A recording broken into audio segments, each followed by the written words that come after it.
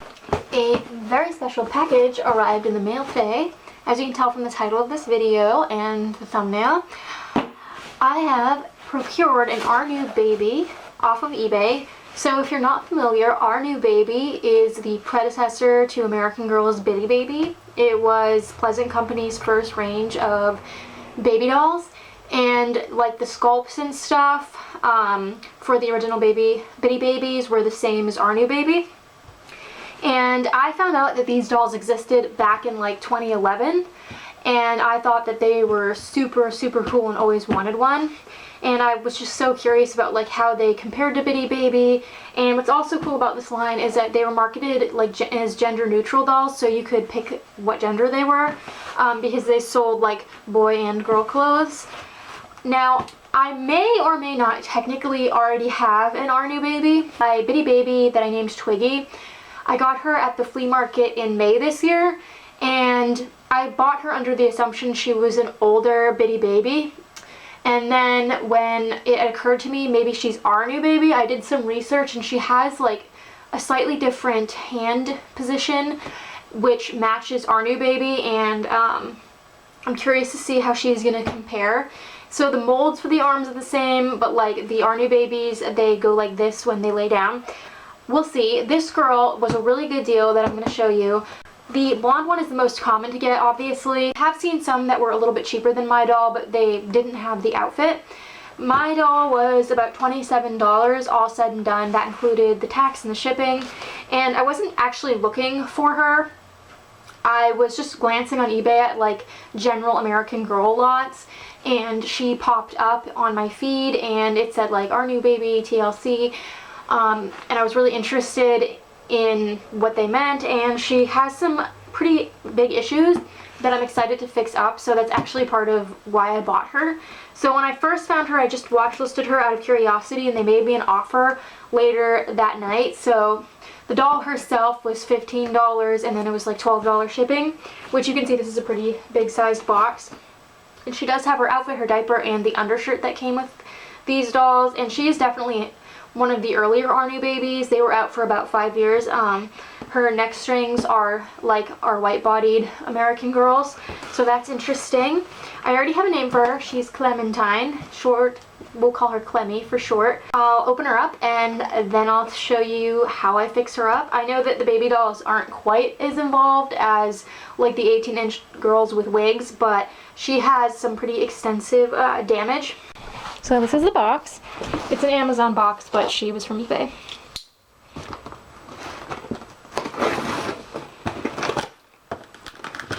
And she was actually from my state. So I ordered her Monday morning, and she came Wednesday afternoon. That was really fast. And I would have opened her earlier, but I was not at home when she came. Alright, here she is. Oh my gosh. So cute.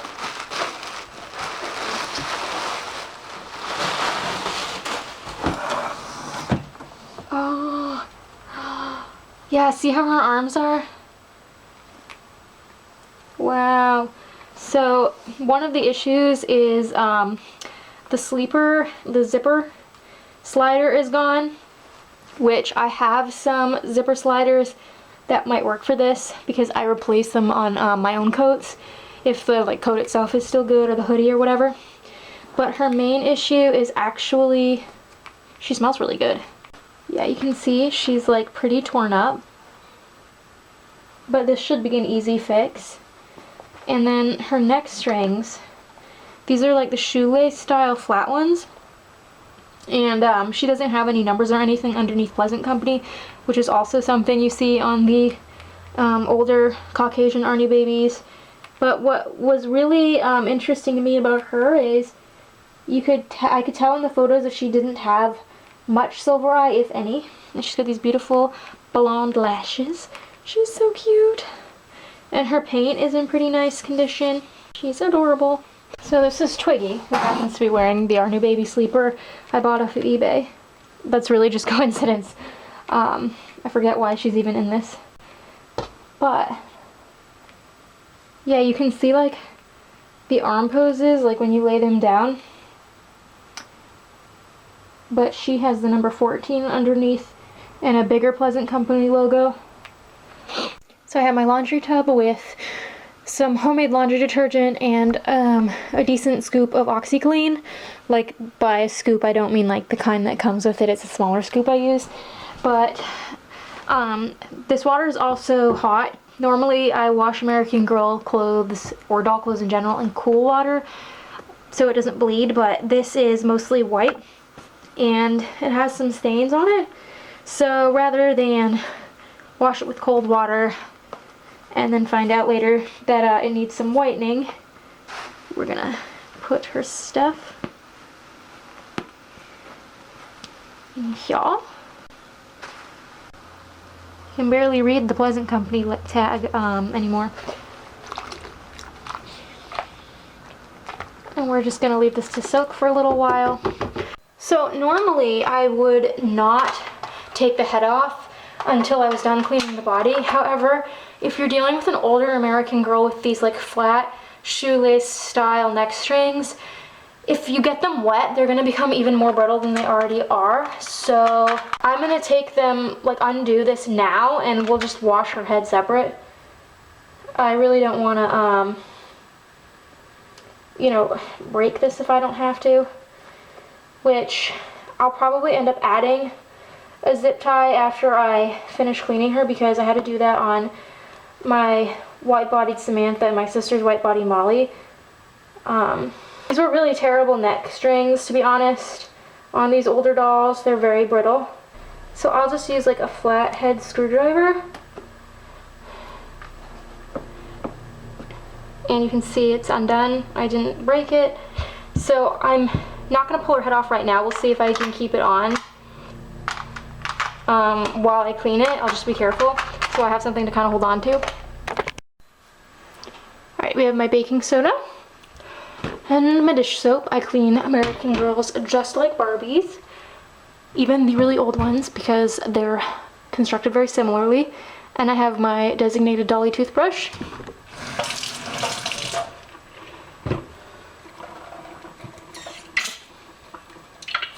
And she's already pretty clean, which is nice. So I usually start with the feet for some reason. I used to do this on a towel, like on the table, but now I just hold them over the sink. It's a little less delicate looking, but... And I have to say, this doll is in really nice condition for potentially being like 35 years old. So she's one of the earliest Our New Babies, that would make her from 1990. So even though she had some kind of notable flaws to her cloth body and her outfit, those should be pretty easy fixes. And I'm gonna try avoid getting water in her eyes. It might happen. That does not cause silver eye. Silver eye is a factory defect. But obviously you don't want them to get rusty. So, and then I'm going to follow up with baking soda, because this is really great at getting any set and grime off. I use baking soda for everything. It's great for getting tea stains out of cups, soap scum off of like the shower. It's great for cleaning dolls. I use it to clean my sink. It's nice because it doesn't have any fumes, and it's really versatile, so if you buy it for cleaning your dolls, you can use it on other things. And it's abrasive enough to get like marks off the dolls and dirt, set in dirt, but it's not gonna like take paint off or anything. I mean, unless your doll has like face paint that's flaking off already, that's gonna come off anyways. Alright, we're gonna take her head off. We're decapitating a little early today. Make sure that's rinsed off good. The only thing about baking soda is it does leave like some white crystals behind if you don't rinse it properly. I always make sure to check, so we'll come back to that in a second. And I'm just gonna like kind of point her head down so the water doesn't run into her eyes. You know, gravity. And it's important to check like the backs of the necks and behind the ears and like under the chin when you clean them. Those are areas that you can forget about, but they do contribute to the overall like dirtiness of it all. So I'm going to put her stuffing in this pillowcase.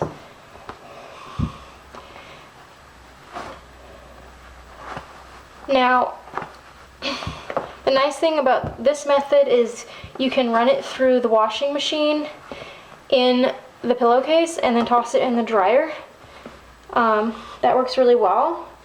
Hopefully I'll be able to do that. My washing machine's giving me some problems starting. There's like a problem with the control board.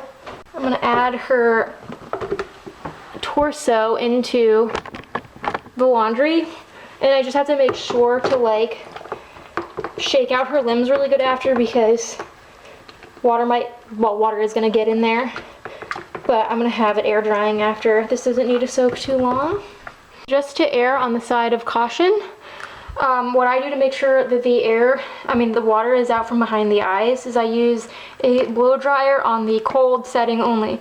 If you use the hot setting or the warm setting, it might melt the eyelashes. You don't want that. And this is also how you can get rid of cloudy eyes in dolls, if you use the blow dryer on cold and blow in behind their eyes, because I did that for my Aunt Shirley Temple doll that I fixed up like over 10 years ago.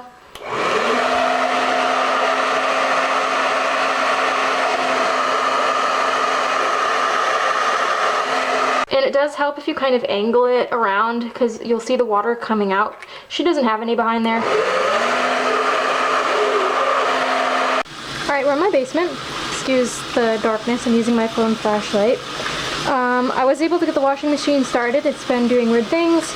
So I tried to hit the start button, then I left, took a shower, came back down about 15 minutes later, hit the start button again, and it worked. So it's been doing that. Like, I have to hit it, like almost prime it before it starts, so we'll see.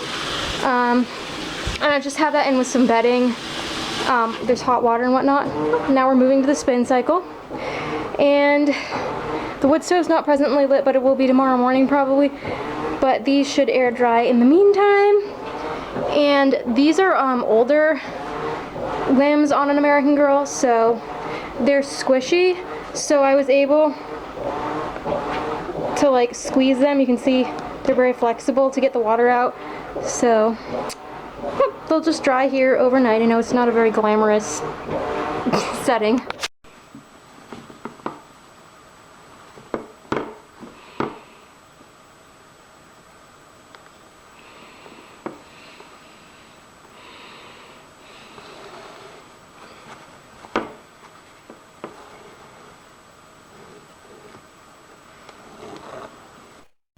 It took me 3 attempts to repair this area in a way that I thought looked the best. So originally I thought I'd have too much trouble trying to sew inside the body, which would hide all of the stitches.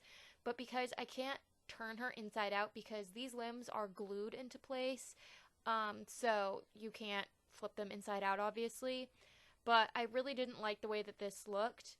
And the rip was kind of interesting. So it did rip on the seam of the side of the torso, but it also kind of tore in a T shape from there on both sides of the seam. That's what made it so difficult. I didn't want it to be overly bulky or bunched up, and I wanted her to fit her clothes normally. So the first time I sewed it, I really didn't like the way that it looked, and I even tried like splitting up my stitches. You can see here, like, I'm starting a new section because I was trying to avoid this, and my sewing skills are dreadful. So that's part of why this took me so long. But I wanted her to look pretty nice, even though her clothes will keep it hidden. And in the end, I did manage to sew from inside her body to hide the stitches, but I had to try it twice to get it the best way possible. So what I found worked originally I was trying to follow where this came apart at the seam, so like the vertical rip. I tried to sew first, and then I worked on the horizontal like cross of the T. I realized that it worked better to sew where it tore horizontally first, so like the crosses on the T. I did one side, then I stopped, then I did the other side, and then I did down the middle, like the straight line of the T where it came apart at the seams, and this gave it the most like natural masked look. I mean, of course, you could still see where I sewed, but it looked a lot better and the stuffing wasn't coming out. Luckily, her stuffing was bigger. It wasn't the kind that comes out in little clumps, so she didn't lose any, as I originally was afraid she might have. But that their stuffing does vary, like even with the older dolls. My 80s dolls, for instance, have a different stuffing that was very weird.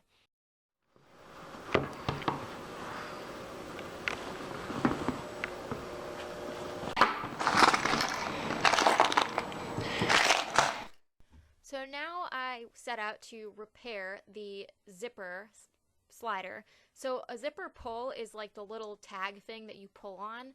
The slider is the actual mechanism that goes up and down the teeth of the zipper.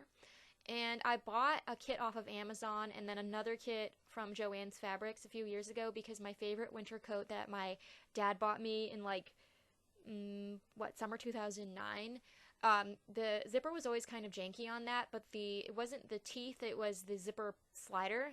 And, you know, sometimes they fall off of different hoodies and things that are otherwise fine.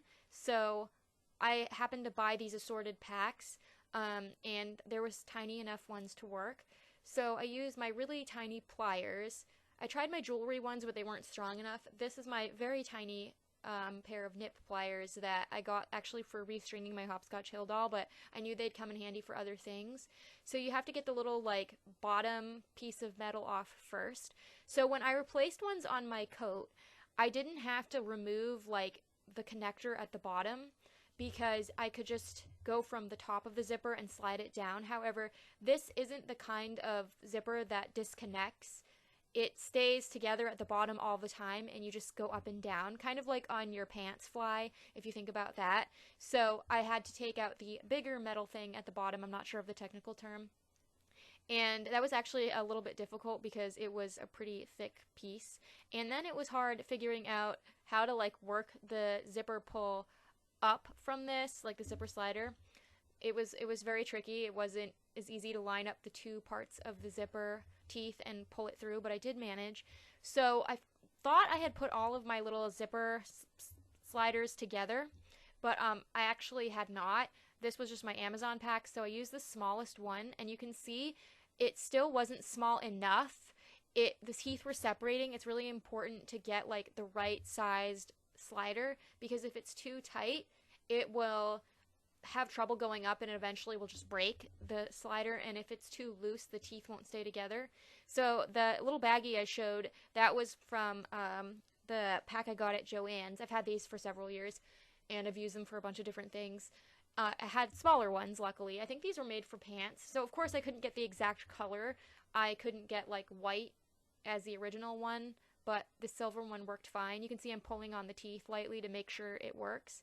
And then I had to replace the metal piece at the bottom. I tried to put the factory one back in, but it just got too damaged from being pulled out, so I had to put one of the ones that came from Joann's. And basically, it's almost like a thumbtack or something that you stick through and then you bend the little wire pokers back. And I had to make sure I did this while the teeth were still locked in place because, like I said, this isn't the kind of zipper that you insert one side in each time you use it. It's supposed to be like your pant zipper. So it was a little bit finicky. It was my first time doing this. Luckily, I already had the little zipper pull and slider that I needed. Like I said, mine that worked came from Joann's, which they've closed, but you can order these like from Amazon. I didn't have luck finding them in person. That's why I had to order them online. And they're really nifty to have around and it saves coats and stuff. And this was me realizing I had to use a different metal thing at the bottom and trying it. And making sure that I folded the ends of it in place. It was difficult because the material of the behind the zipper teeth was kind of hard to poke through, and it was also really difficult turning the tiny metal prongs inwards, but I did manage to get it to work without knocking the teeth out of place, which I had done a few other attempts.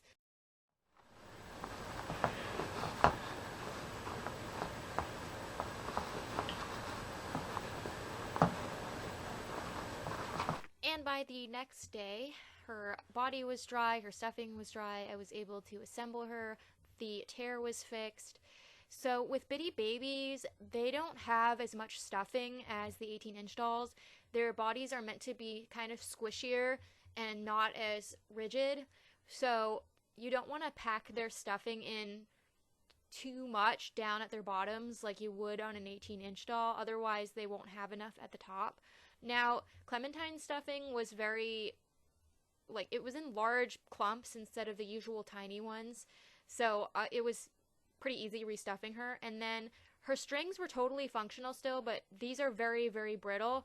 I always add in a zip tie for dolls with this style neck string, because when you go to reattach the head, you have to use a lot of tension, and there was a good chance they would just break. So it's a good way to keep the neck strings intact, but not risk breaking them. And then I just trim off the excess zip tie. This was the smallest one I had, that's why there's a lot left over, and the head is kind of big. So this is an up close of Clementine before. She's really not dirty. You can see her eyes are a little bit fluttery, but there's only a tiny bit of silvering. Her body's actually nice and clean for the most part, considering her age. But the major flaw here is this big tear on her side, which should be easy to repair. And I am concerned about these neck strings. I don't like these. These are very brittle, so getting them undone is going to be kind of a pain, but we'll see. And she's also pretty limp. It seems like she probably lost stuffing. I couldn't get her to stand, and usually with older Bitty Babies, or in this case an Arnu baby, they're pretty well stuffed. They're quite plump and they can stand really well, so I might have to add some stuffing to her. And this is Clementine after. So she was already pretty clean, but you can see that I stitched up her side. It took me like 3 attempts to get it to look the best I could get it. So you can see it had ripped horizontally as well as vertically. That's why there's a noticeable seam. If it had just ripped along her factory seam, it would have been fine. And then I did add zip tie to her neck because these are really brittle.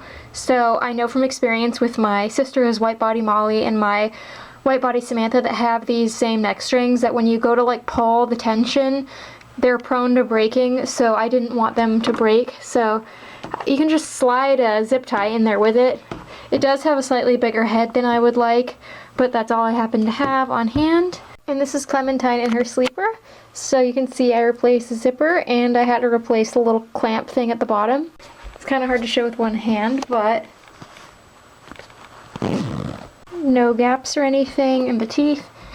Unfortunately, it's not a white pull, but you know, that's what I had that was the right size. It's supposed to be white like this, like on Twiggy's sleeper. But this one actually has like different closure thing at the bottom, so it's interesting that they slightly varied. So this is how my girls compare. I'm not 100% sure if Twiggy is an Arnu baby because you can see like just how pronounced her arms are. Like they don't just like lay pointing up, they like actually her arms are sort of raised up. It's the same arm mold, but you can see like the difference in position. So I still don't know exactly what Twiggy is. Maybe a very old Bitty Baby or a later Arnu baby, but yeah, it's like the same doll as you can see. Like, So I hope you enjoyed meeting Clementine and seeing her makeover process, which was pretty easy. If you want to see pictures of her, read additional information about her, see any of my Biddy Baby and Our New Baby stuff, feel free to check out my Flickr. I have a whole album for Biddy Baby, Biddy Twins, and Our New Baby, as well as every other doll in my collection, the outfits, the play sets, etc. They are all documented on there, and I have other fun stuff too. It's always linked below. And until next time, love your dolls, love yourself, and love your life.